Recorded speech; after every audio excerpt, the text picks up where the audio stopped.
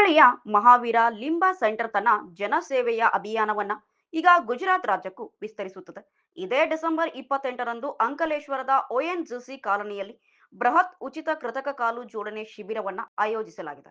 Rotary club ಮತ್ತು ONGC ಸಹಯೋಗದಲ್ಲಿ ನಡೆಯುವ ಈ ಶಿಬಿರದಲ್ಲಿ ಸುಮಾರು 100 ಜನ ಫಲಾನುಭವಿಗಳಿಗೆ ಮರುಜೀವ ನೀಡುವ ಗುರಿಯನ್ನ ಹೊಂದಲಾಗಿದೆ. 1995ರಿಂದ ಕಾರ್ಯನಿರ್ವಹಿಸುತ್ತಿರುವ ಈ ಸಂಸ್ಥೆ ಈಗಾಗಲೇ ಕರ್ನಾಟಕ ಸೇರಿದಂತೆ ವಿವಿಧ ರಾಜ್ಯಗಳಲ್ಲಿ 350ಕ್ಕೂ ಹೆಚ್ಚು ಶಿಬಿರಗಳನ್ನ ಹಾಗೂ 55,000ಕ್ಕೂ ಹೆಚ್ಚು ಜನರಿಗೆ ಉಚಿತವಾಗಿ ಕಾಲುಗಳನ್ನ ನೀಡುವ ಮೂಲಕ ಅವರ ಬದುಕಿಗೆ ಆಸರೆಯಾಗಿದೆ.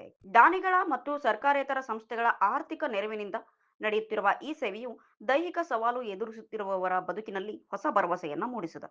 All India Jain youth federation Mahavir limb centre ಸುಮಾರು ಸತತ 25 ವರ್ಷಗಳಿಂದ 300ಕ್ಕಿಂತ ಹೆಚ್ಚಿಗೆ ಕ್ಯಾಂಪ್ ಮಾಡುವ ಮೂಲಕ ಸುಮಾರು 55,000 ದಿವ್ಯಾಂಗಗೆ ವಿಕಲಚೇತನರಿಗೆ ಹೊಸ ಜೀವನ ಕೊಡುವಂಥ ಒಂದು ಪ್ರಾಮಾಣಿಕ ಪ್ರಯತ್ನ ಹುಬ್ಬಳ್ಳಿ ಧಾರವಾಡ ಜನತೆಯ ಆಶೀರ್ವಾದದಿಂದ ಸಹಾಯ ಸಹಕಾರದಿಂದ ಮಾಡ್ತಾ ಬಂದಿದೆ.